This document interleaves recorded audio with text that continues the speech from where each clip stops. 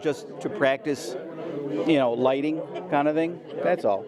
I mean, especially if you already know this is going to be a very basic lecture.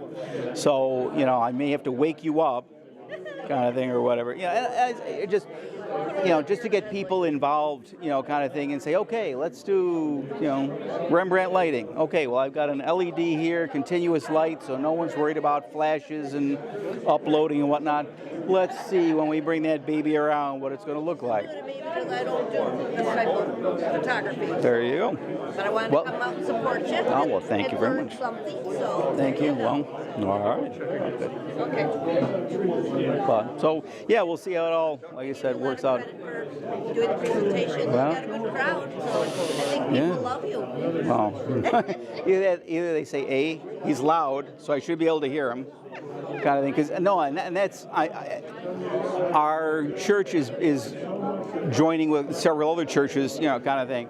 And one of the things when you talk to folks is like, oh yeah, I go to St. Pius because their speaker system is better. Yeah, I can hear. St. Greg's not so much. It's like, whatever, okay. So maybe, it was like, oh, Karis can talk really loud. All right, well, that's fine. I think so. Whatever. I think you're interesting. But I think so. So we'll see. And there are handouts there. I don't know if kind of thing. So, yeah. Would you sign this? Well, yeah. It lets you be able to take notes, instead of writing on your pants leg, kind of thing. It's just, like I said, it's just really basic because, people are all over the place. So I mean, you don't know, Last Saturday, 2 Saturdays ago, I took the governor's ball at the Transfer Valley Country Club. I took all the couples pictures. Oh, terrific! I just used two soft umbrellas. Yeah. Yep. Lighting was perfect. Super. Oh, that's great. Hey Ray, how's it going? Mr. Speaker. Yeah. Kind of thing. So, yeah, no. The problem with something like that is that once you do it once. Because I did that for the dog park where I was taking 80 dogs pictures and trying to get them to look at me and whatnot, and that was a 3-light thing just because I never knew if the dog was going to look left or look right or whatnot. You're holding the dog biscuit and whatnot kind of thing, so it's right. So it's like, all right, I'll take 8 pictures. I hope I get 3. And it was a fundraiser. People paid $10 for whatever, and then we had Walgreens just basically do 5x10s, and we put them in, we inserted them in folders and whatnot. But I felt obligated to look through all of them, and right. And you'd have 2 dogs, and sit and say, well, could you put the 2 dogs together in the same picture? And it's like, but he's looking, you got a great picture of dog 1 and the other one's looking away, and then, so now you're like trying to glue the heads on, and it's like, well, do I need to do this? But that'll be $25. That's so, well, I did it like 4 or 5 years, and then they made the mistake of assuming without asking me, and it's like, so they like waited to the last minute. Oh, of course you'll do this. And it's like, no, actually, I'm out of town because that's my wife's birthday weekend. You'll have to find someone else. And now that person is on the hook, and it's like, fine. did that for 5 years. Got 1,000 pictures of dogs over the years. So I was trying to take pictures of my cats and just my cell phone, trying to get them to stay still. There you go. I did a team picture of a Newport youth wrestlers. Oh. Mm-hmm. And I was going to do individuals of each of the wrestlers. Okay. So the coach is my friend. Says, well, just do them all. I was in Tucson. Yeah. Less than half actually Showed. Well, wanted the pictures for $5 a piece. Yeah. So I spent all that time editing everything. Oh God. I was Yeah. giving them multiple pictures. Sure. Yeah, but still. So if they want to do that again, it's. Then we got our very own Paul Grass doing portrait lighting. But first, just a couple of housekeeping notes. Paul made a handout for everybody, so if you didn't get one, there's a little cheat sheet for some of what he's going through. It'll be on the back tables. So help yourself to those if you need one. Ann's got a guest to introduce. Yes, a wannabe member. A wannabe member for guest? Okay. This is John Bidwell, and I tried to get him here since September. Yes. What? I always.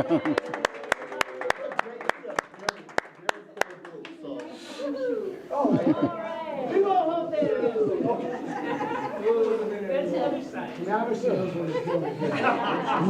So, sir, Thank you. Rick has a new member to introduce, or a past member that's now a member again. Well, a member who joined us in October 8th, and it was never formally introduced, and since I was somewhere up in the mountains, I didn't get a chance to. Our new member is Tom Nelson. Tom's sitting right there. By the name Tom, he's from Orchard Park. He heard about us from Mike Desiak, so I extended our condolences for the whole Other than that, unfortunately, he's an Olympus shooter, but we'll overlook that. That's a good thing, because we're mostly Olympus shooters, except for this guy. Wait a minute. Hey, Oh, his wife too. There's a few non-Olympus people in there. He considers himself a beginner, interestingly enough. He's been interested in photography, he said, generally for over 20 years, but he has not taken one image since COVID. So he's kind of introducing himself back into the group, and he's picked a wonderful group to come. He had been a former member, I think, of Science Museum, Tom. He likes landscape and sports, so he's going to fit in well with this group. And we'll make sure you please give him a warm welcome. If you get an opportunity, stop over and say hello. Tom, just wave to everybody. So welcome to The sign up for the holiday party is on the back counter. If you haven't done so, or emailed Ann or Sharon, I think, or on the email list. Email me. Email you. If you haven't done the emails, the list is back there. Please, please sign up. It's usually a good night. Everybody brings a dish to pass and a small gift to put in the Chinese auction. Can we say that? Linda, can we say auction? Can we say auction? Yeah, no, you can't. Oh, okay. You can't say Chinese. Fundraiser. You can't say fundraiser. Event. Say anything you want. So we got that back there. I'm not going to tear it all apart today. The lending library with books has pretty much seen its day. So the next time we pull everything apart in there and bring out the books, please help yourself to a title or two that that interests you. We're looking to purge that whole thing and get rid of those. Whatever's left over, if you want to donate it to your local library or your school, you may do that also. But I really like to get rid of all of those titles. A lot of them seen the light of day many years ago. Anybody got anything else? Field trips, things to do, things of importance. Just want to mention the Facebook challenge of the month kind of thing. I think we've only got like 2 or 3 people who have put in stuff. The challenge is opposites.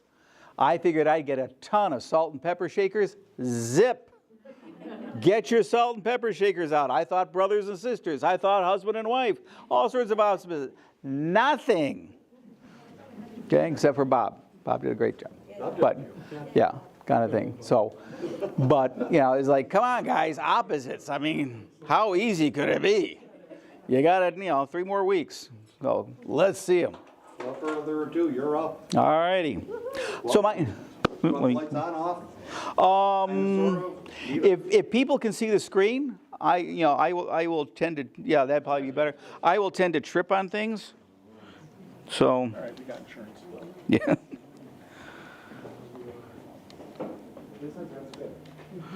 All right, so there we go, okay. So as you probably can figure out, I talk really loud, sorry. My name is Paul Karras. If you have any questions at any time, please stop me. This is yes? One more item. Yeah. If your cell phone is on, please put it to vibrate or silent so that we do not interrupt all. Thank you. All right.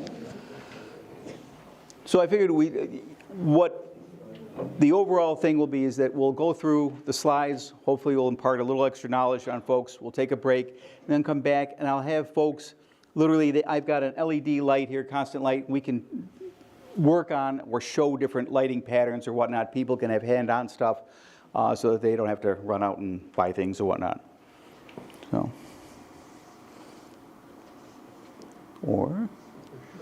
yeah. There we go. Try it again. Okay, the other way. There we go. So first, let's ask some questions here. I'll wait while you get your paper and pencils, because I gave you the paper. All right? Kind of thing. So, can you answer the following questions? What is Rembrandt lighting? And from who did Rembrandt learn it? He gets the credit, but it was actually Renoir did that kind of lighting. But Renoir had a very small number of paintings, and so Rembrandt takes the cake. But it really was Renoir. Indeed, what it stems from is that, and we'll go to it, the lighting in a studio. They didn't have electric lights. They had a couple of candles and they were very expensive, so you used a window. And that's how Rembrandt used his stuff. Pardon? Which way did the window face? I would assume south. North? Well, from the inside it was south. Short light a tall person. Yes. Can you broad light a broad? Okay. What's the difference between a candy dish and a beauty dish? Can you use warm lighting in a cool studio? Are strip lights allowed in church? What's a gobo? As related to BOGO, kind of thing. Things that I want you to think about. Topics we won't discuss. Portraiture in general, above and beyond just lighting, is an entire semester course in college. And you can go to any number of weekend courses that are 20 hours long just on the lighting, just on posing, just on costume and wardrobe, just on makeup, just on all these things.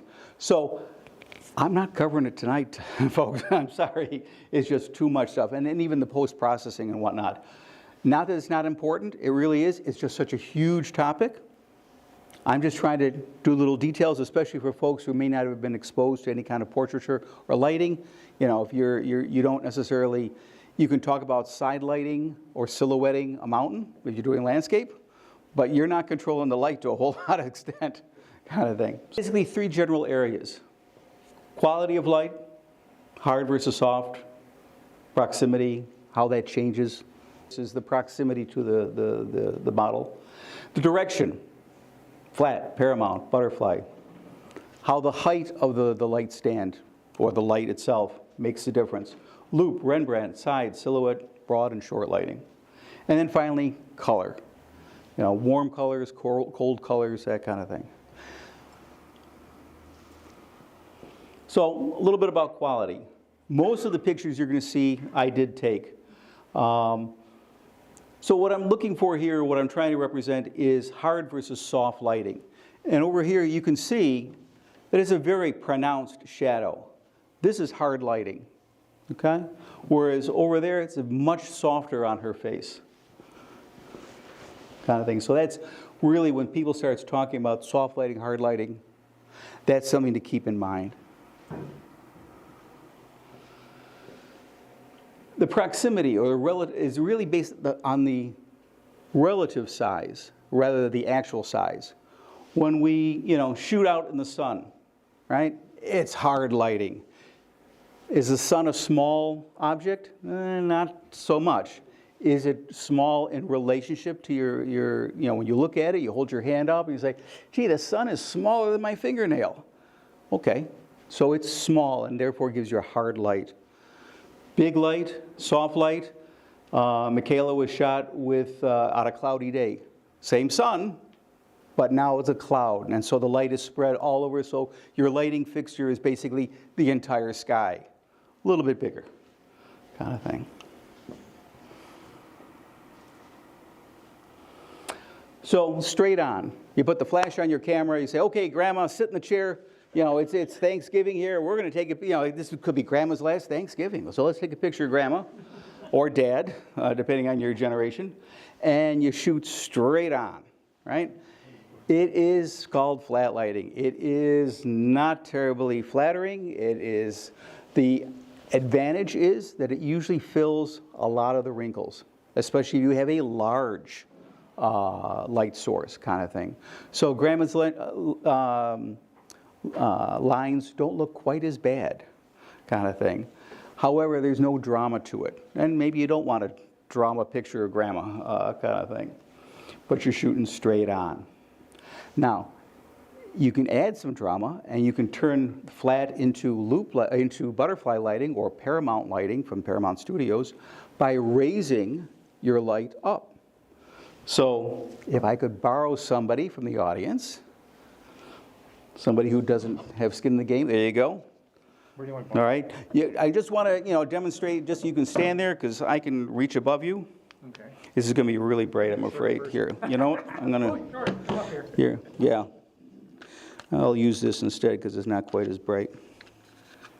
Right, come on. So if I go, you can close your eyes if you want, Ray. That's all right. If you just, if I go straight in, face the audience, so you're straight in, oops, get you out of the wording here. There we go. So if I go straight in, that's flash on the camera, right? A lot of rays, wrinkles and whatnot, age, wisdom is not necessarily as evident. As you raise it up, if you look at the shadow below his nose, it becomes more of a loop or even a butterfly if you've got more and more, ideas.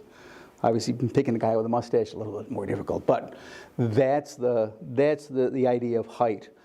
Likewise, you can go down like this, and of course, you get the, Halloween kind of pictures. I think, where again, it's straight on, right?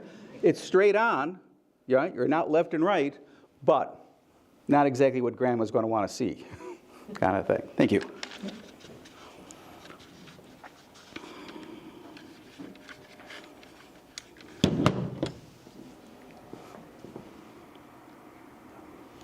Okay, so now we can go to loop lighting. Again, the loop, when it's straight down, butterfly or Paramount. But as we turn the light to the side, that loop begins to move, okay? And so here, again, we've got the loop lighting here because the light was off to the side.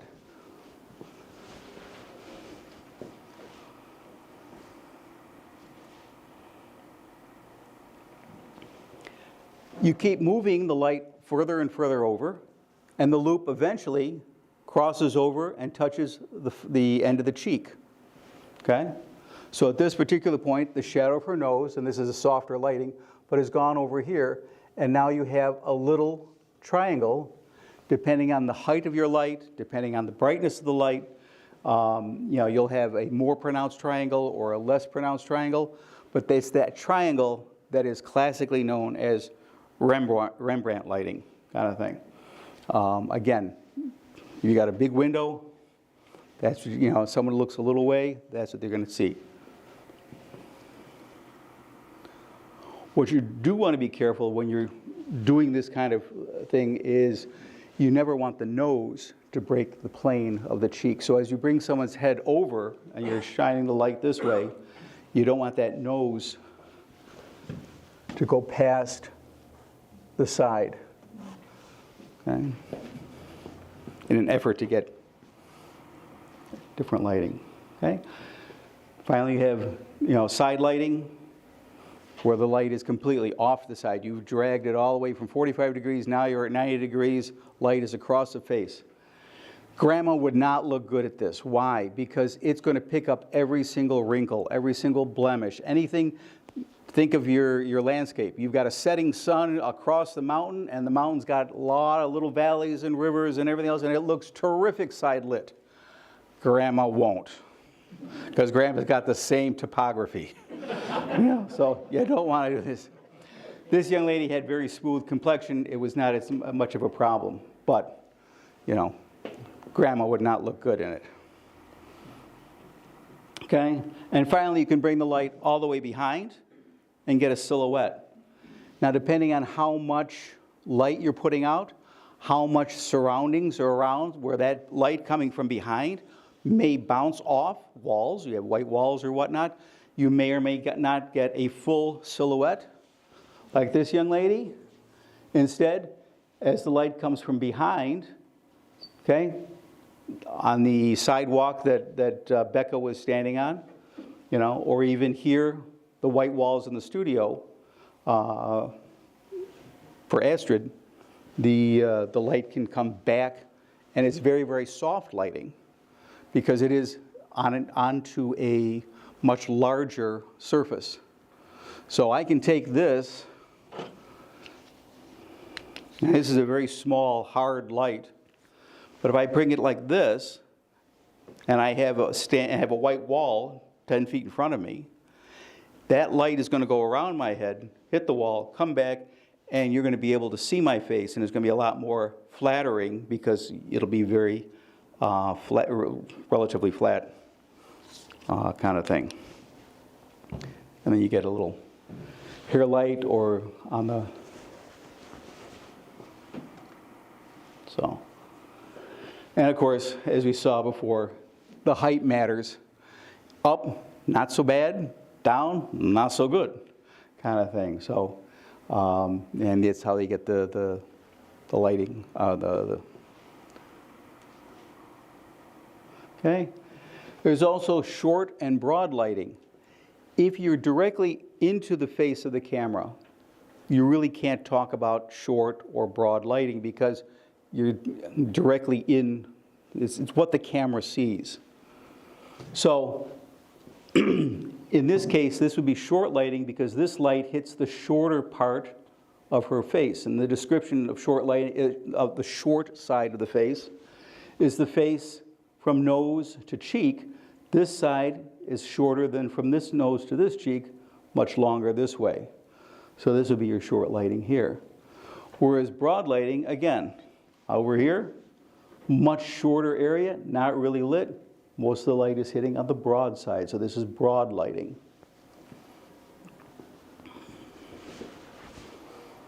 Now, can you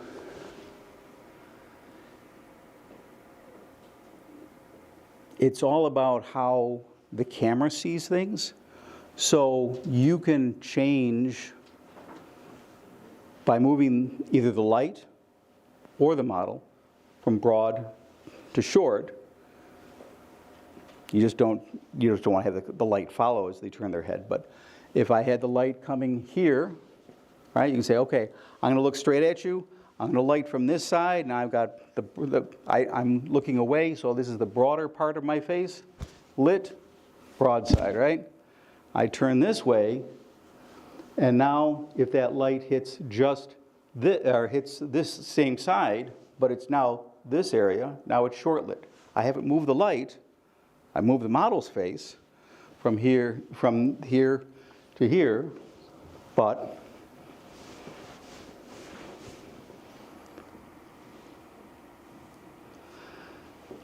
going to temperature, we all talk about, average balance and whatnot, or average white balance. Depending on what you want to shoot. Do you want to make grandma a little bit more golden or neutral, or shoot an imaginary night, depending on what you want to do. Likewise, if you're a source of light, so you don't own a speed light or you didn't bring it, and grandma says, well, take my picture here, I'll just sit by the lamp. Well, if it's an incandescent lamp, it's going to be a lot warmer and grandma's going to look really orange. You can change that if you change the settings in your camera to decrease to sort of counteract that. If you're just using your phone, I don't know if you can, I'm not as familiar with apples and whatnot to change the temperature on that. But that's what you can do is depending on the color of your light.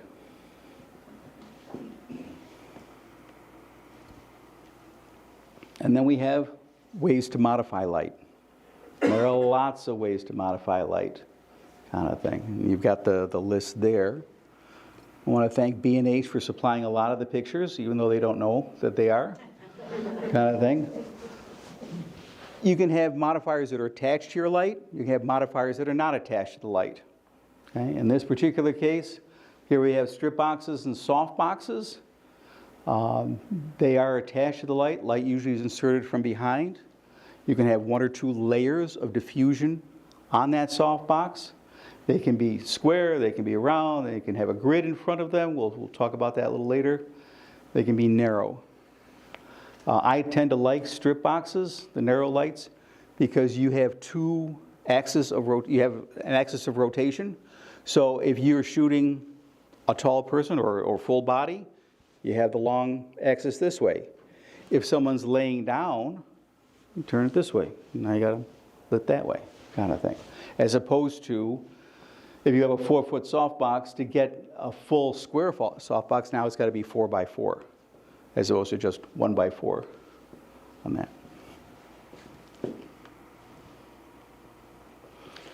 Beauty dishes are a little bit unusual. The light source, your strobe, is inserted from the back, and that little disc in front blocks the direct light. Okay, with soft boxes, you can end up having a hot spot, which is why you have the 1 or 2 layers of diffusion material. Here, this blocks it. And what it does is it bounces onto that little disc in front, scatters onto the dish itself, and then goes forward. This light does have a focal length of about 2.5 to 3 feet. You can go out of that 2.5 to 3 feet by moving it farther or closer, and then it'll act more like a softbox. But if you really want to use a beauty light as it is, or a beauty dish, you bring it within that 2.5 to 3 feet. And it is a little bit more, depending on the lining, whether it's white or silver, can be specular or very sharp light versus softer light kind of thing for portraits.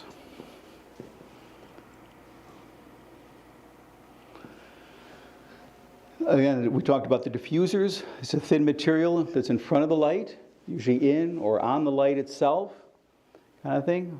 We can also put, the problem is that on something like this, the light goes everywhere, right? Because it'll bounce on the inside end of your flash, hit the inside silvered cover, and bounce this way. It may not come straight out. Well, you may want to really control the light and say, I just really want it right here. I don't want the light maybe on my background because I want my background to fall into darkness. I don't want all this brightness. I don't want to shoot with a white background, say, or I may want to make it look white. So you'll change the angle of the light, use grids to prevent that spill, and get it more face on. Other things, snoots. You've all seen pictures, I'm sure, of people with just a very narrow beam of light across their face or on just their shoulder or whatnot, kind of thing. It can be accomplished with a snoot, and the attachment in front of the snoot is actually a grid for the snoot, but it really cones down the light. So if you really want to get just a very specific place lit, someone's cheek, someone's mouth, just part of the face, the snoot is it's much easier to cone things in. Then you have umbrellas. Now, umbrellas are great because they're really inexpensive. So if you're just starting out, it's a great place to start. They can be translucent, or they can be, which are the shoot-throughs, or they can be silver or white lined. So the little girl there, that's a shoot-through umbrella. You can see that the light has to go through the umbrella to be dispersed. Right? Otherwise, you've got, and they come in all sorts of sizes. You've got more of a hard light with the silver, softer with a sock in front of the umbrella over there. Very portable. They fold up just like an umbrella does, so you're not walking or carrying a million things. And they can, just a 2-footer will probably be $10, $12, something like that. So if you're just starting out, not bad. Downside is it spreads light everywhere. You have very little control other than pointing it. I mean, it's going to go, you're not going to get any tight lighting. But it's a nice soft lighting, and if that's what you want for grandma, that's not so bad.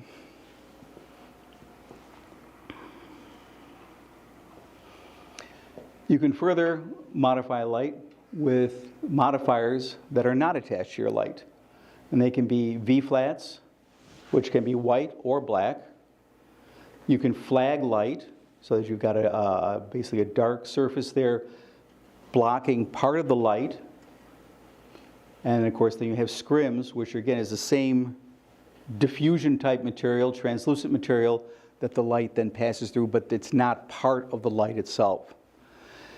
A lot of times, if you have friends and you have a large translucent modifier, you can go to the beach, have somebody hold it over the model, and it will, rather than the harsh midday, noon sun, they'll spread it out into a nice area so that it's much more flattering to whoever you're photographing, kind of thing. But you need friends to hold it up, but kind of thing. You can make, and I have made, a scrim. They're very easy with PVC piping. If you're really fancy, you can run a bungee cord through it so that you can take the PVC pipe apart and it folds nice and flat. And then you just take a white sheet, twin sheet, have a corner sewn on it, and then just put it on your thing. Again, very inexpensive way to create some light or to block some light if you need to. V-flats also you can make with large insulation board from Home Depot or whatnot. You can take rollers and paint one side black, one side white, tape the seam and wheel so you not then have a hinge and use that as well. Flags can be almost anything. You can just go to Joann Fabrics and just get felt or something of that nature and hang it from an arm, or as I did once, just have a dowel and staple the material to the dowel, and then you can just tape the dowel to a light stand, and you can use to block it, kind of thing. So you don't have to spend tons of money, kind of thing. All righty. So what I was going to do is, why don't we take a break, and we'll come back. And if you guys want to practice, I've got some light here. If you want to just see, a lot of times it's just easier to see, to force yourself. Here's a light. Let's turn it around. There's a photographer named Joe Edelman who recommends taking a flashlight and using an egg. And just put that egg up on end, put some salt maybe on the table so the egg stands up, and then just run your flashlight around and just see how the different shadows change. Raise the light, lower the light, but get an idea of what things do. So let's take a break. Oops.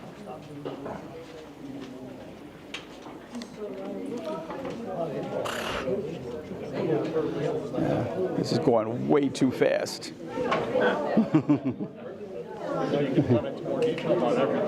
I should have. I'm just nervous. That's, I mean, you know more, even I know more, and I don't know what you know, kind of thing, but kind of thing. So, pardon? But we're friendly. I know. Yep. But it just so. Go back and go into more detail before you start playing around. Yeah. I've gone through this like 10 times at home, adding slides, subtracting slides, the whole thing, whatnot, and it seemed a lot longer at home. But you get nervous, and I guess you talk faster, and that's that kind of thing. So, but yeah, it's Before you start up again. yeah. I know when I was teaching my summer class, I was going through 175 slides in 2 hours. Ooh, wow. Okay, I'm way.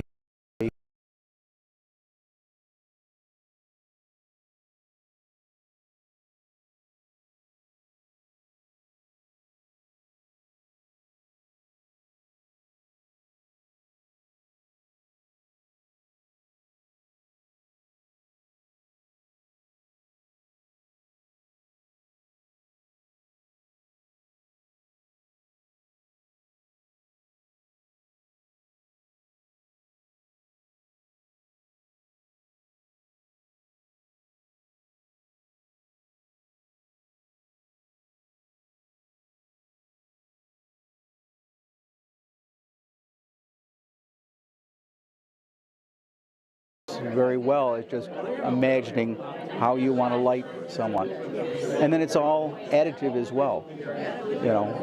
I mean, I'm sure Marty sets up lights probably different than Ray sets it up and that I set it up and whatnot, but I'll very often work from the background first and say, how do I want that light, how light the background, and do I want it dark, do I want light, whatever it is. Do I want color, any number of things. And then go, the model, okay, now we go with the hair light. I'll do the accent lights first.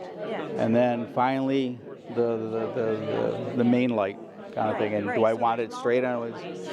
A lot of times I will, but sometimes, I'm a big fan of hard light. If you've got somebody who, close this again and see if I can, no, I can't get rid of that. Perfect skin, hard light is great. There you go. But that is a single flash kind of thing. Now, she's a professional model. She's got great skin. Grandma wouldn't look anywhere near as good by doing that kind of thing. Comparison too, because you're right.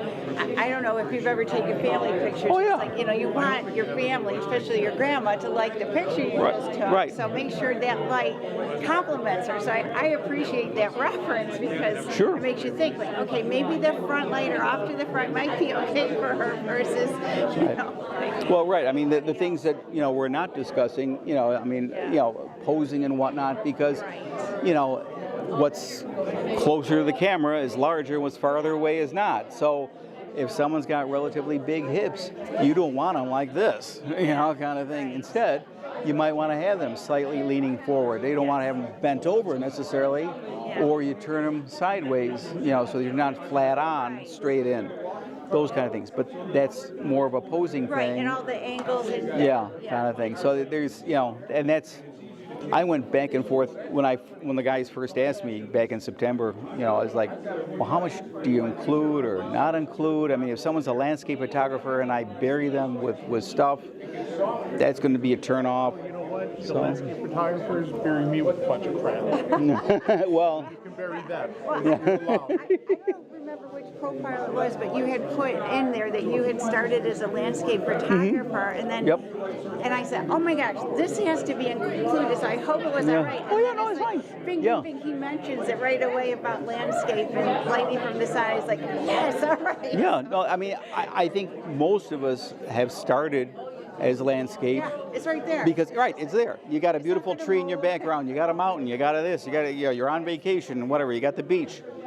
So you start as landscape, and going further, and then maybe you go on to sports and say, well, again, I'd be a high school photographer for the sports teams, or for the school newspaper or whatnot. Photograph a sports person, right? And have that same dark intensity, but they're right. Well, and to read the light, because you're not going to be able to put a soft. You say practice, right? You learn it, and I love the description and the names that you gave that already exist. Yeah. Paramount, but I'm not familiar, so I've got to get that in my head as to what that is.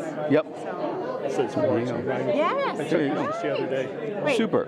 Where is that? Which Bus State? Yep. So is that opposing team, or are they orange? They're orange, right? They're orange. Yeah. No. One thing. I'm going to go back over to John. Yeah. Before you continue, is light fall off. Okay. A good way to talk about light fall off is? No, I remember a demonstration by Hansgate years ago where he took like a 10-foot board and every foot put a... Simply, bucket of water. The flash is a bucket of water. Okay. If it's close to you and I throw it at you, a lot is going to go past and hit the wall behind you. Okay. But if I'm over here, throw it at you, a lot of it's going to hit you, but not a lot's going to hit behind. Okay. Easiest way I figured I've thought of or learned to describe light fall off. So if that's something you might want to mention. Thank you for posting that thing today. I bought one. Yeah, I did too. I did. Yeah, thank you. Yeah, I did too. Yeah. Good. Well, I hope. Well, it's back ordered. It's a great deal, but it's back ordered. There it is. So I don't know how long it's going to be before they can actually fill the order. They'll fill it.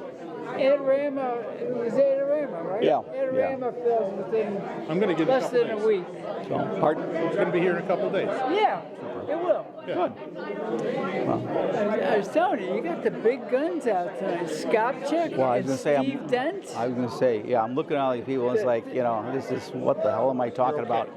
These, it's Experts. right. I'm saying I'm preaching to the choir here. It's like, what the hell? Skopchak, No. lighting guru. Well, and he's giving a thing in April. Is he? Yeah. But I'm sure he's going to look at this and say, okay, this is lighting 101. He says, I'm sure he's going to say, You're doing a good job. It's like, that was basically all my slides. I mean, there's not much left. You put a lot of work into it, and you're doing a great job. I said it just. Good job. Well, thank you. I love it. As well. Real good. That's just about all my slides. It's like so. But I kind of figured kind of thing. But So you've been going over the new studio with Tim then, huh? Pardon? So Tim's got the new studio. Somebody said Rolitzer Park or something? Or? Oh, we've been there I was there for a year and a half in that group and never used it. And I was like, why am I paying rent? Even though it wasn't a lot because it was divided among 6 people, kind of thing. So I stepped back, went to Marty and I said, look, if I need a studio, can I per diem rent it? Marty Tim. He was here at one time. I'm trying to remember what club he's at. We used to fence together as well. Marty fences epee. I do foil. And Marty always looked down on me. I loved it in college. I loved fencing. There you go. That was so much fun. So in my 40s. Anyway, we were both in the last Empire State Games before budget cuts, that kind of thing. Yeah. What else don't I know about you? Very cool. Like I worked for the CIA. I didn't know that either. Did you really? Go. Yeah. My wife and I ran a safe house years ago. Yeah. Oh my goodness. Yep. Kind of thing. We lived in a foreign country, and they needed a place to interview people with information that couldn't be seen like in a cafe or whatnot. So they had very specific things. You had to have a second floor apartment so no one could look in the window. You had to find an apartment that had 2 entrances, and a lot of them did in that country because you had a maid's entrance, Dominican Republic. But you had a maid's entrance from like an alleyway, slip in and not be seen together. Because if someone recognizes, oh, I know you work at the embassy, and you're with Jose, so Jose comes in the front, year and a half, something like that kind of thing. Yeah, but it was just like out of the movies. I mean, they would pay us, they paid our rent, they paid for our U.S. Cable TV. And it was basically they would go out to the guy from the embassy would come and take my wife out for lunch because I was still a medical student, so that was the cover. When was this? So this was before you actually started. Right. So I had a reason for being in the country, medical student, and my wife was just my wife. But she'd go out with him. He'd pass basically an envelope of cash underneath the table, kind of thing, and kind of thing that's going on. Yeah. Yeah, we ended up telling, it's like, obviously you can't tell anyone at the time, but we figured, if we ever disappear, so I told my brother, I said, look, if we just disappear as a couple, and it looks like, a car went off the cliff or whatnot, it probably wasn't, just to let you know that we're doing this kind of thing. So he was probably a little concerned about you and what you were doing. And we would get a little note, every week, every 10 days or something. They would just slide it under our door at like 7 in the morning. Need the apartment tonight.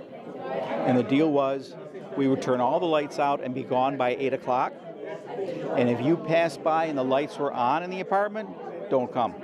Wait till all the lights are off. Now you can come home. So, and so you just went to the library and studied, or you went to ice cream shop or whatever it was, but you were not going home. Really incognito. Wow.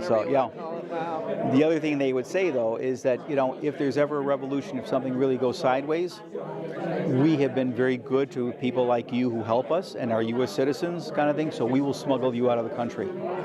It's like, yeah, but I hope it doesn't come to that. That kind of thing. Wow, Paul. So Donna and I worked for the CIA for a while and whatnot. So yeah. little things. But How's she doing? hey, okay. I mean, she's not here tonight because she's basically bored of whatever I would say. So it's no reflection on her health. It's just, this is not for her. I keep trying to get her into something artistic. Sure. She used to do watercolors when we were dating. I mean, way back when. I was like, wouldn't you like to do this? She says, at the end of the day, I'm tired. And I just want to sit and watch, she'll watch just Me TV and Green Acres and all the rest of the stuff, right, kind of thing. And it's like, but don't you ever want to, like, create something or whatnot? She says, no, I really haven't. Happy where she is. Yeah, so it's like, I want to run something past you real quick. Yeah. Doing this, but my sister is in St. Louis. Okay. And they thought she had a stroke. She's 65. She had knee surgery. A couple weeks ago, I called her. Well, she had knee surgery, anesthesia for a week. She didn't know who she was. And she was in COVID. She didn't know who she was for like 6 months. So her brain has been affected. Yeah. She complained her leg was tight. She thought she might have cellulitis. She told me this. She says, I'm going to call my doctor. I don't think she knew how to call her doctor. I should have followed up with her. Her husband, I like him, but he's not really there for her. He found her a couple days ago. He was outside all day with the dogs. That's what he does. He smokes a cigar, stays out there. She's inside just wriggling, not knowing what she's doing, Found her like stroke-like symptoms. They found out it wasn't a stroke, but now she's not talking. She's very combative right now. They had to put a feeding tube in. Through her nose or through her side? Through her nose, and also oxygen. She's trying to pull them out, so they have to have her restrained. And now she's just screaming. And she can't say it. She can't talk. I don't know what's going on. So I'm so sorry. I would go. What am I supposed to do? I just talked to her husband today. He said there's nothing you can do. They're trying to try and get her moved to another hospital. They're thinking rehab. They don't know. So have you ever heard such a thing? From cellulitis? Or is that something? Boy, as we get older, I know, like, with my mother-in-law, every time, we would visit her, and she had a number of strokes. But she was always sort of with it, except that every time she would say that she fed the dog, we knew she had a UTI, because that would just, a UTI would be enough, where it would just, she would just be out in left field, not combative or anything, but she would just be talking about whatever, and it's like, you got to be on a little Septra or something, kind of thing, They're saying it's cellulitis, but how far advanced it was. But they're saying the antibiotics working. They say the infection's better, but whether she's going to come back from this. I'm so sorry. You can pray for Pam if you Absolutely, I will. Absolutely. No, that's fine. No, absolutely. No, it just,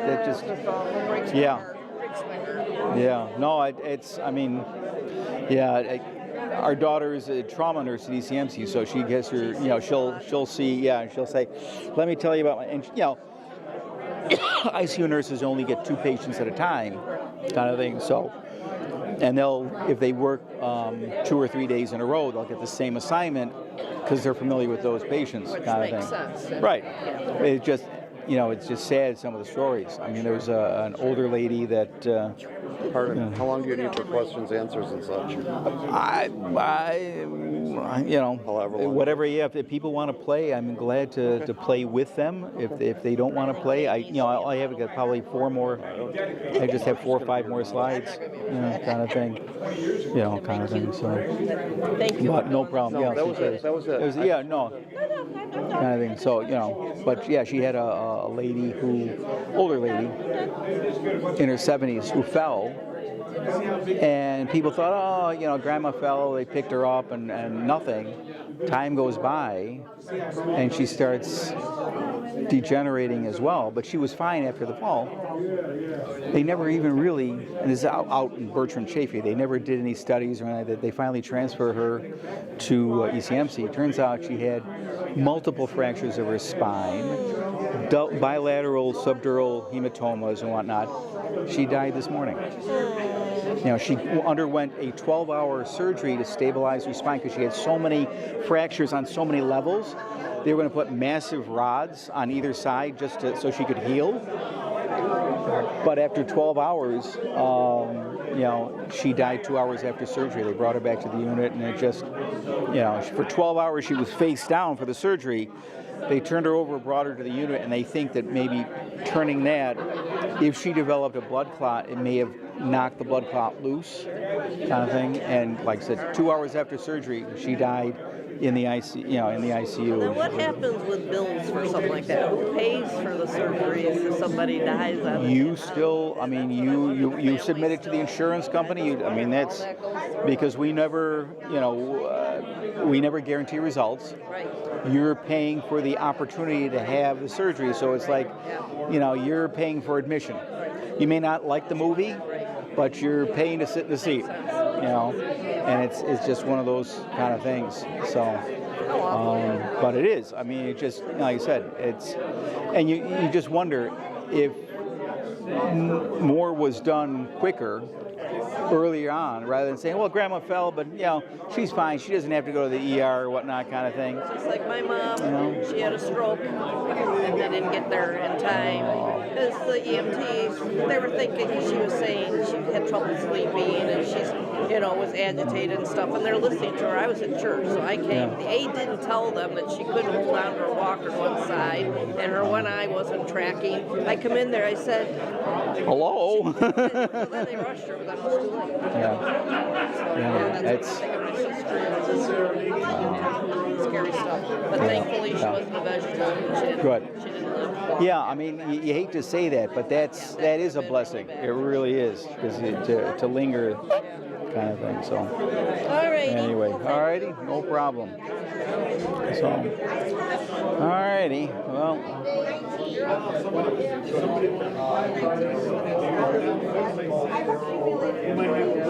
Having fun yet? Pardon? You having fun yet? Like I said, at home, going through the slides, this was at least an hour's worth of slides, and it was like, all of a sudden I'm looking, it's like, it's only 7:30 and I'm basically... Well, you didn't have people asking questions in between and all that kind stuff. of thing. So, it's, and it's easier working one-on-one if you're just like working with someone. If someone says, can I follow you, or can I, whatnot, So my daughter said something about Tim Phelan losing a lot of weight. I'm sorry? Has Tim lost a lot of weight? Tim has. I think he's lost 50, 60 pounds. Yeah. Because of his leg situation? Or Well, he was on the verge of, having to be on diabetic medicine and high blood pressure medicine and all sorts of stuff. Hey, handsome, how's it going? So, it basically nothing fancy, and it wasn't, whatever. No, he's not a member of the club anymore. I know, but he visited a few weeks ago or something, he says. Oh, did he come? Yeah. Oh, super. I wasn't here. I wasn't here. What? He dropped by one day. Yeah. Did he? But I wasn't here. Yeah, he's even sort of fallen out. We have like 5 or 6 guys on a Friday night. Why they chose Friday, I don't know, but I'm the junior guy. And we just talk about photos and people who either you put your own work forward, or if you are on Instagram or something, you come across someone who's interested, you'll sit there and say, let's look at this guy's work and whatnot, which is fine. But there was a particular artist, photographer, that didn't seem to follow a lot of the rules, and so Tim was like, well, he didn't follow this rule and he didn't follow this rule, and this, and I sit there and say, well, but you don't know unless you're able to talk to the artist what he was trying to accomplish. So you can sit there and say, hey, rule of thirds, this the subject is direct center. It's like, but that's maybe what he wanted to accomplish. In other words, it may have been with full intention. It's like, yes, I know the rule of thirds, but I'm putting this person straight center, or this object or whatever. Right smack dab Right, in the middle. kind of thing. But you don't know that unless to criticize and say, well, but it doesn't follow this rule or this or that. If you do a Fibonacci, And so he and I sort of went back and forth, not to be nasty, but I'm simply saying you just got to know. You could really only judge what that person's objectives were and did they achieve the objective. That's all. And at the end of it, he says, I don't think this group is for me anymore. And that was it. And I've gone out to lunch with him and whatnot. I But kind of felt that he likes to do models, that kind of portraiture. And at the time, the group wasn't receptive to it. Yeah. I mean, he brought in the girl with the rifle. Sure. And the one went on a spring bed. Yep. And there are people that say, hey, So he wasn't welcome. Yeah. Well, portraits are a tough sell. I mean, they've gotten better, but you know, I mean, 90% of the stuff which is I do most portrait, whatnot. I wouldn't. One comment a judge will make that really pisses me off. That's not a camera club picture. I look at it and said, is this a camera club? Exactly. Is that picture? Exactly. Right? I know. Hey, Ray. I'm sorry if I'm putting you to sleep. The guy was just pointing at me. I was kind of a little nervous there. I saw that. I'm sorry if I'm putting you to sleep back there. You're doing a fine job. Go ahead. It's hard because most people I know are landscape photographers. So yeah, that's the hardest part about, when you do a program like you're trying to do with a bunch of people that don't do portraits. Yeah. But it would be nice if some of them got interested and started doing it. Well, that's why I wanted to have sort of part of it is just have somebody sit in a chair or stand or like Ray volunteered and just bring a light around and say, look, what is this light? What is this? Uh-oh.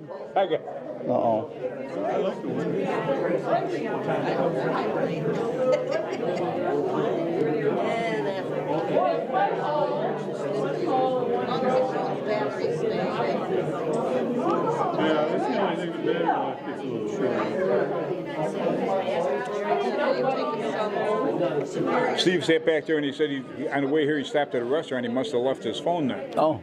So I called it to say, could it be in your, tucked away somewhere you didn't see it? And we didn't hear anything ringing. He just got in the car. He said, my phone's in the car. So I sent it back because it's still ringing. $23. Right. Big money. Paul's going to grab the number for us. All righty. There you go. Didn't bring my glasses even, so. I can read if you can't. Or you want my glasses? There you go. Last 4 digits, 6655. Unless I'm holding it upside down, then it's 5599 now. 6655. Is that you, Linda? Is it? Congratulations. She always wins. There you go.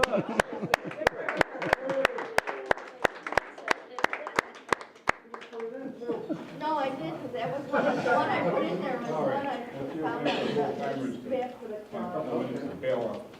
All right. All righty. All righty.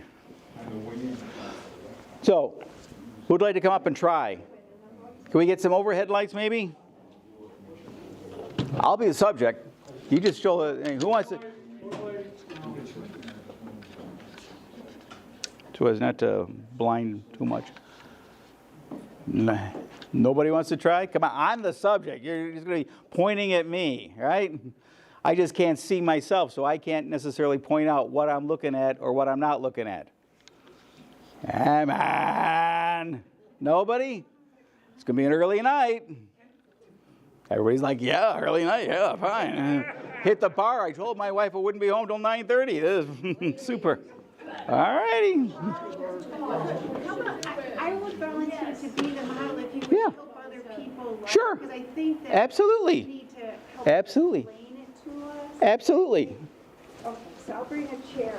Yeah, I had meant to bring a stool and forgot. Yeah, we have a chair here. Well, I got one. So, Either way.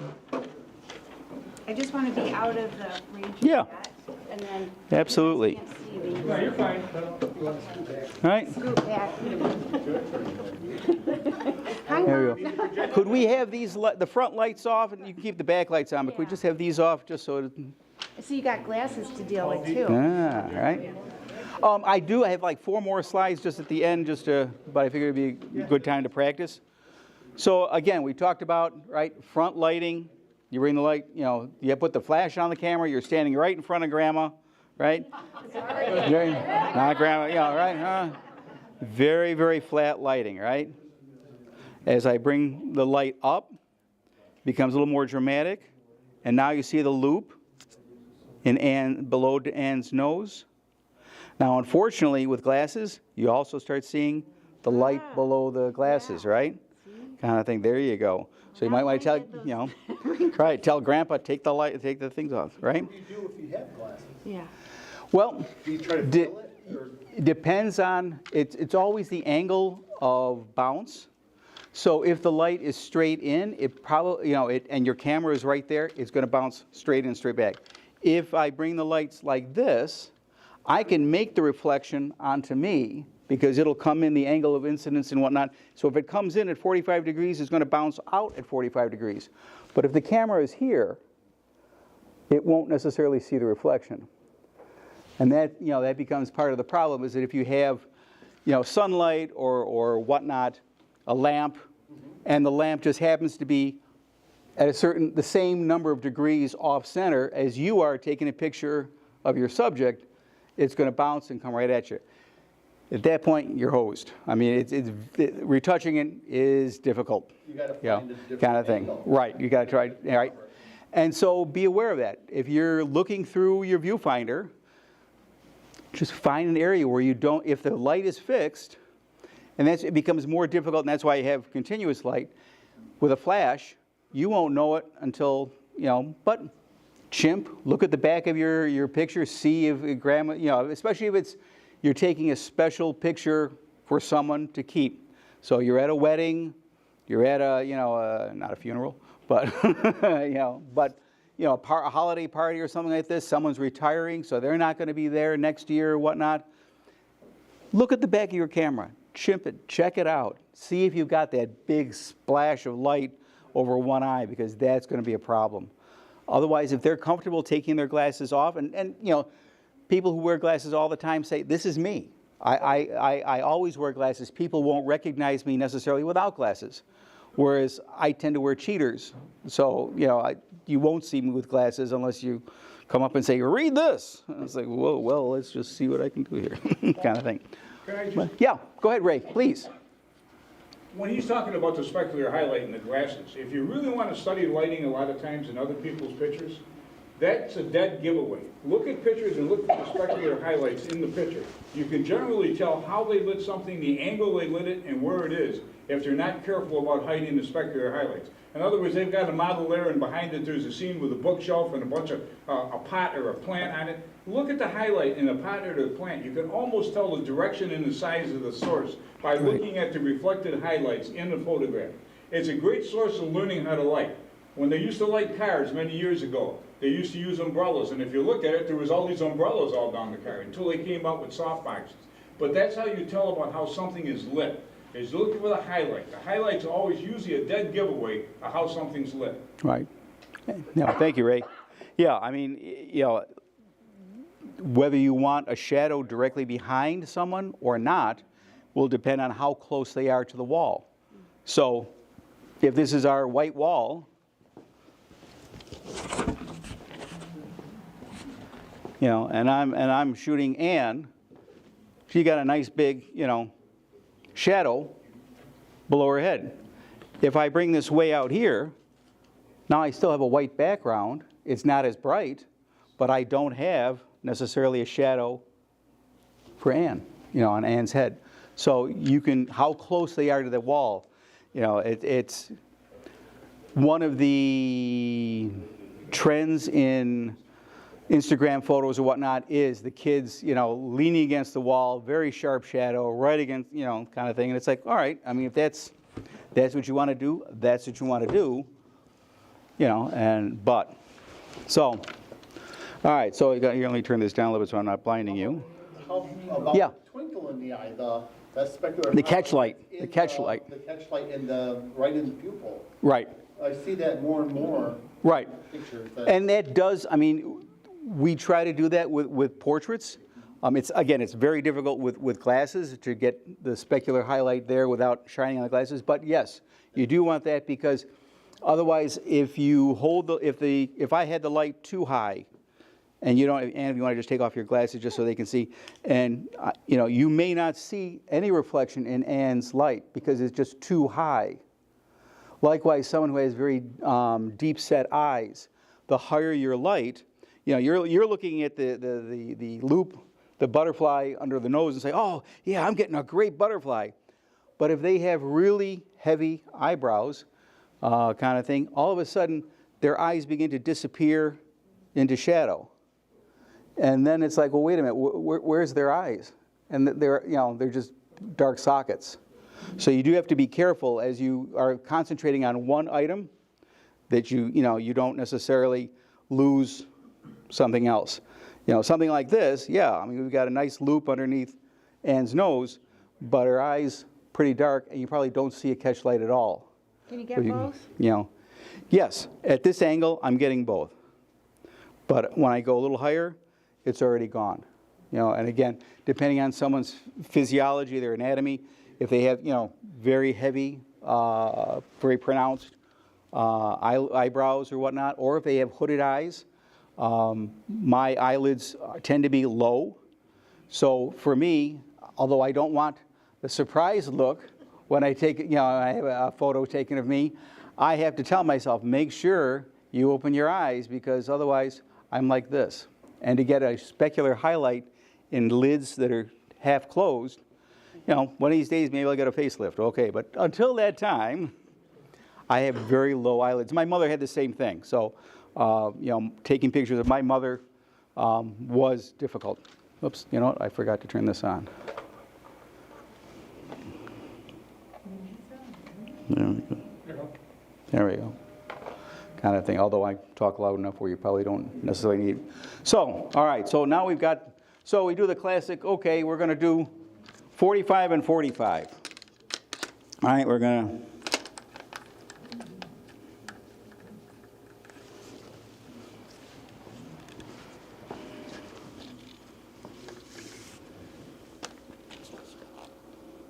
"45 degrees down, 45 degrees over."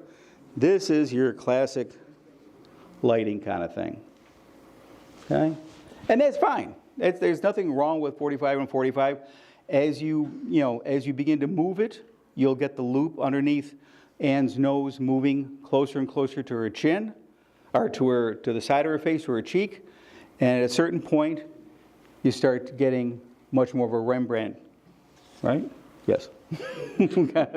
Over there. I'm looking on the other side. For me, she's broad lit, kind of thing, right? Because this is the broad side of her face. As if I'm holding the camera, that's what I'm seeing. You're not seeing broad light because the face is straight towards you. If I have Anne turn her head this way, either way, okay, now she can be broad lit, right? And here she can be short lit. In both cases, I can give her Rembrandt lighting, okay? But here, the triangle is on the short side. Here, it'll be on the other side, on this side, all right? I've moved the light, I haven't moved Anne, okay? You can do the other thing. You can keep the light and move Anne. Kind of thing. You just can't do both. But that's what you're looking at, is bringing that triangle, as you bring it around somebody. And this is, again, goes back to that egg experiment where you put a little salt on the table. It'll stand, your hard-boiled, any egg will stand up, and then just take a flashlight and bring it around and around and around, kind of thing. Now, okay, you want a little separation, okay? That's something else that we talk about in portraits, is that you don't want necessarily, and if Anne had very, very dark hair, okay, and you had a dark wall that was not lit, her hair sort of blends into the wall. Where's Anne, whatnot? On club photo, we say, well, you got to put a stroke around it, right? Separate where the blacks of the photo and the black of the background merge. You can't necessarily put a stroke around someone's head because it looks like they got a halo or something, right? But what you can do is, if you backlight that, you can, first of all, use a hair light if you have two lights. So you bring this up.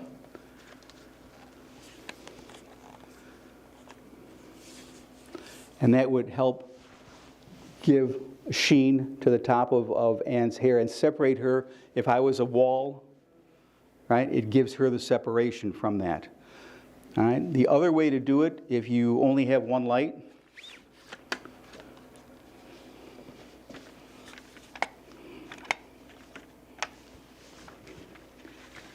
is to have the hair light like this Actually, you know what, Ann, I'm going to have you turn 90 degrees just so they can see what I'm looking that way. Yep. Okay. Yep, and you have a fill in front of her that then will take the leg. If you look at her face, right, as I bring this closer, now she's lit. All right, kind of thing. So it's that. Now, obviously, you're not going to pass it on someone's nose, but if you have, stronger strobes and whatnot, those are the things that you can do to help light more and more. Likewise, we talked about V-flats. It's the same thing. Very often a V-flat, if you have two of these, you can throw the light into the V-flat so that instead of just a very small light like this, if I have two pieces of white foam board and they're like this, sealed, now I have a really big light kind of thing. And so that's a way of increasing and making the light softer if you just have one light kind of thing. All righty. Any other questions? How do you decide to do Rembrandt, broad, short, all of these different types of lighting? What's your... Depending on what you want to achieve, and that's, kind of what else I had later on, is goals. Do you just want to have, I'm just taking a snapshot of grandma making a ham, kind of thing. And that's fine. There's nothing, that's one of the few pictures I still have of my grandma. She would be 120 years old. So that's, that's a long time ago. Do you just want a shot of your grandchild sitting on the couch? Not a big deal. Or do you want something different? What is your goal? That is one of the hardest things, I think, in photography, especially in studio work, where you have to ask yourself, what do I want to accomplish? How do I want to light this? It seems to me, and landscape guys don't shoot me, that a lot of times in landscape, you can plan for where the sun's going to be, how high it's going to be, what time it's getting up, what time you're getting up, kind of thing, and all this stuff. And you hope, you sit there and say, okay, I have a vague knowledge that I want the sun to come up over the mountain or over these hills or over this tree, kind of thing, and this is the picture I want, vaguely. In a studio shoot, you can have vagueness, but the more vague it is, usually the harder it is to get something accomplished. Instead, if you sit there and say, no, wait a minute. This is the outfit I want, and this is the lighting I want, and I need 2 lights, or I need 3 lights, and I need V-flats, or I need this kind of thing. You don't have to have all of that. Just like you could cook very simply without 17 different herbs and spices. But it is a little bit like cooking. You can add tons of spices. You just have to have the knowledge of which spice goes with which. Get over to Tops or Wegmans and make sure you have it on hand. Kind of thing. So, see what you want to do. This is an in-camera double exposure, right? She stood here and I erased her. She stood here next to a table and her legs are not there, kind of thing. So, you plan those kind of things out. This is probably one of the very first times I shot anyone. She borrowed my daughter's coat. My daughter didn't know she borrowed her coat, but nonetheless, kind of thing. And we shot on a foggy day, on a little bit of a bridge. And Rebecca in the center, we were just playing around at Bond Lake, kind of thing. But you have to have a rough idea. So what are some of the tools to have that idea? I tend to do something like this, right? And I got the idea from Lindsay Adler, who posts a lot on YouTube. She has her own way of doing this. This is just my thing. But to start thinking about, okay, this is the model I'm going to use, right? And I may put a name, whatnot. What's my theme? What do I want to shoot? What kind of location or background? What do I need in that background?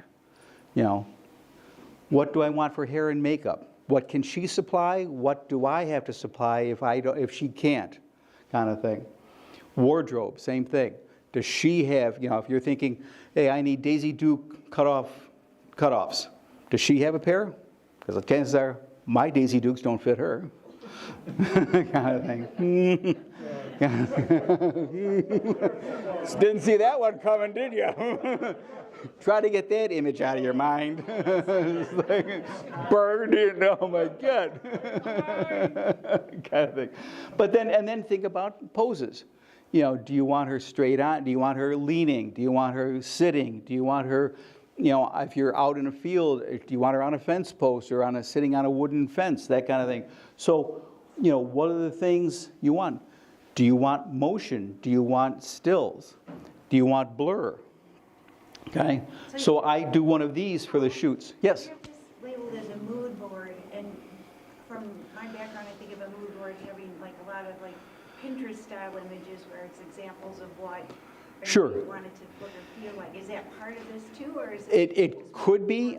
In my particular case, no. Okay. But that's, again, I don't have a graphics background. I have no artistic background whatsoever. I was strictly sciences ever since high school kind of thing. I would not even have learned photography if it wasn't for an uncle who at 15 years of age said, I'm going to buy your first camera and you're going to come over to my house. I've got a wet darkroom and I'm going to teach you how to print. And that was like amazing. Those of us who are of a certain age that did wet developing and whatnot, to be able to see a black and white print come to life in front of you, it's like, this is amazing, kind of thing. So this, these terms, this works for me. It may not work for you, and that's why I didn't provide a copy, because people are like, what the hell? It works for me. What it does do is force me to think. So I've got a blank template that simply has theme, location, hair, wardrobe, poses. That's it, and a blank for the picture. And I'll go through and say, okay, what do I want to do? And it may be, a dreary rainy day. I'm not going to shoot it all or whatnot, but I'm going to sit and I'm going to think. And I may go through Pinterest, and I may go through YouTube, and I may go through whatever, and just start putting things in. And again, the great thing about, Word documents is you can erase and put it in and whatnot, but you can at least think about things, And then assign yourself self-projects, okay? You don't, the purpose of the Facebook thing was to sort of give you a project of the month. Not that they're great projects, not that they're award-winning things, but somebody giving you an idea, hey, shoot opposites this month. Just look for them. Shoot in your bathroom. Shoot in your kitchen. Show me your garage. I don't care what you have in your garage, but it's a way of putting, the world is such an ephemeral place that I always say, shoot me a picture. Well, give me some constraints. Give me some walls. Let me know what I should be doing or not doing, kind of thing.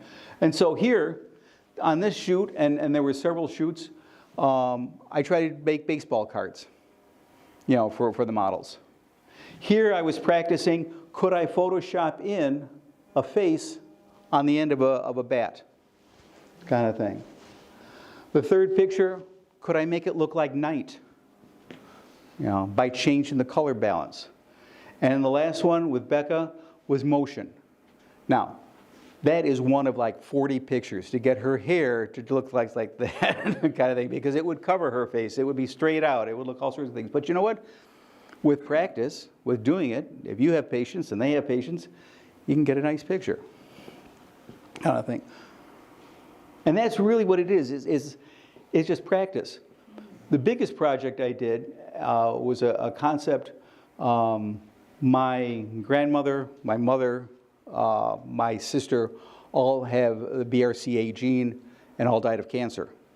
So for me, breast cancer is a big thing. Pink, obviously, for breast cancer. I acquired a military parachute that had already been dyed pink. I had a professional seamstress change the center hole of the parachute to a drawstring waist. And then what I did is I lined up several models over the course of an entire summer. Just wear a white leotard top. I don't care what you wear below your waist, because it's not going to be seen. Then I would get 1 or 2 people to help me fluff the dress.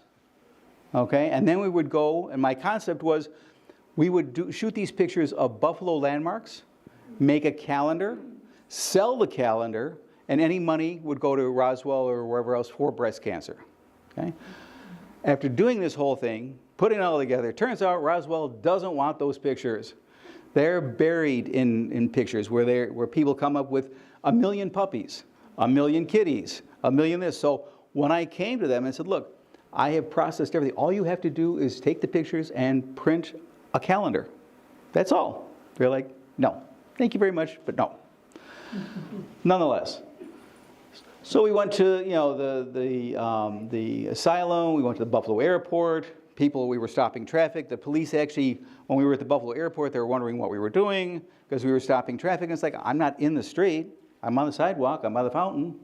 Nonetheless, we were asked to move along. No, nothing to see here. White Lake, Buffalo City Hall kind of thing. And we're just doing this kind of thing with it, trying to get it nice and poofy and shoot pictures kind of thing. Self-assigned project. Didn't get off the ground. I still have all the pictures. 2 of the models were cancer survivors themselves, or at least so we thought. I made 1 calendar because one of the models has now passed.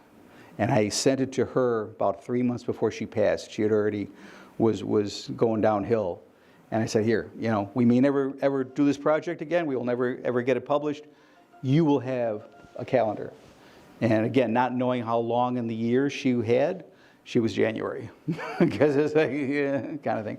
And she passed like in March, kind of thing. So, but we did have, you know, several people who, like I said, there was one girl that had a life port for chemotherapy still. And because she wore a relatively lower leotard, I had to Photoshop out the infusion port for her chemotherapy, kind of thing.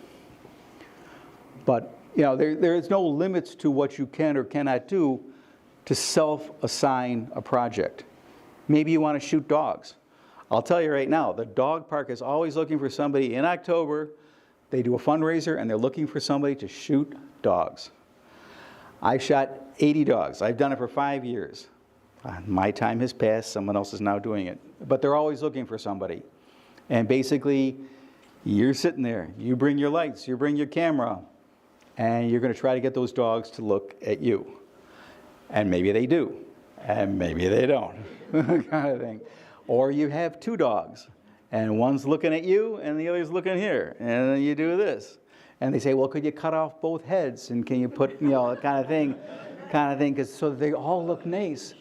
Well, you've got 80 dogs. Do you really want to do Photoshop on every single one? But it's good practice. I'm not getting paid for it. But it forces you, okay, I really have to make this dog's neck look pretty realistic when it's attached to somebody else's body or to his body when he's torqued the other way, kind of thing. Self-assigned projects, you know, it'll help you, kind of thing. So, quick tips as you're going about things. Notice where the light's coming from. You know, really see light, you know. Is it coming from behind your subject? Is it coming from the side? You know, when I'm looking at Anne right now, she's side lit to me, right, because of the lights there, right? I have no reflection on her eyes, or on her glasses kind of thing, but I can notice that. Whereas as I go around the room, other people are completely backlit because they're facing me more directly. Just be conscious of the light and how it cuts across someone's face, kind of thing. Take a deep breath and relax. None of us are getting paid for our work at this point. I wish we all were. I wish we were all making boodles of money, but relax. You're going to fail. You're going to make mistakes. It's digital. Delete, delete, delete, delete, delete, delete. You're fine.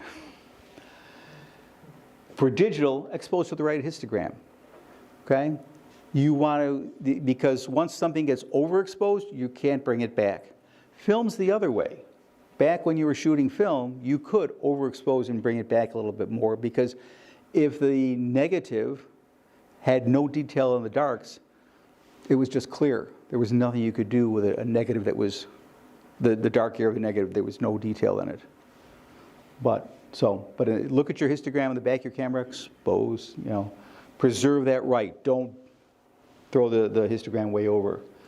Less is more. Instead of taking a picture of a huge crowd or a few whatever, focus in. Even your landscape photographers know that, yeah, you could take a 24mm lens and just shoot this huge scene, but it's really the mountain that's catching your eye, or this flower, or this colored tree with fall foliage. Cone in. Less is more. That doesn't mean you shoot someone's nose, okay? At least show the face or show but maybe you just want to show the eyes. You don't even need a full face, okay? Value your images, okay? Print them. All the pictures on your phone, who's seeing them? No one. If they're printed and hanging on the wall, someone will see them. Catalog them. Digital images will disappear over time. Memory banks get corrupted, all sorts of things. So print them. And then try to use a consistent system to catalog the files so you can find them. Because boy, there's nothing worse, as we all know. Oh, I have such a cute picture of my cousin when she was 5 or 6, but I don't know where it is. So get a system, use it, be consistent, so you can find your pictures and then print them. Any questions? Just practice and have fun. Thank you very much. Sorry for your... Right. Thank you. All right. Be glad to answer any questions or whatnot. It's really one of those things where I'm self-taught. I work, with Marty. I've worked with Ray, always as the junior guy because I'm still learning, and I will keep learning, kind of thing. So, yeah. Work with kids because they're always moving. Okay. Yeah. What do you do with that? What I liked, I remember when my kids, when my kids were young, what I would try to do is get them first to make some funny faces. And then they're having fun. And then in between, get ready to take that picture. So you may not want to actually snap the shutter when they're sticking their tongue out at you. But when they're not going to keep it out all the time. Eventually it's going to go back in, and they may giggle and may smile. And that's your shot. Not while they're, kind of thing. But I used to do that with my kids, is make a funny face, do this, do that, whatever. Give them something to focus on that they then have to relax because they can't keep that energy, for, 3 minutes. And just be aware that that's going to be your opening is going to be small, but that's what you're going to have to do, and let them focus on it. Can you touch your finger to your nose? Do it again, faster, faster, faster, faster, faster. Oh. And then you take the picture with the kind of thing, not like this. But those are the things. It's the same thing. I was talking to somebody at work, and they were saying, people always close their eyes. How do you get people to not close their eyes? And I said, tell them you're going to take a picture on 3, and then take the picture on 2. Because people are anticipating that flash is going to go off. It's going to be really bright. I'm going to see little block dots everywhere. 1, 2. Oh, there's the picture, kind of thing. The other thing is to have them close their eyes.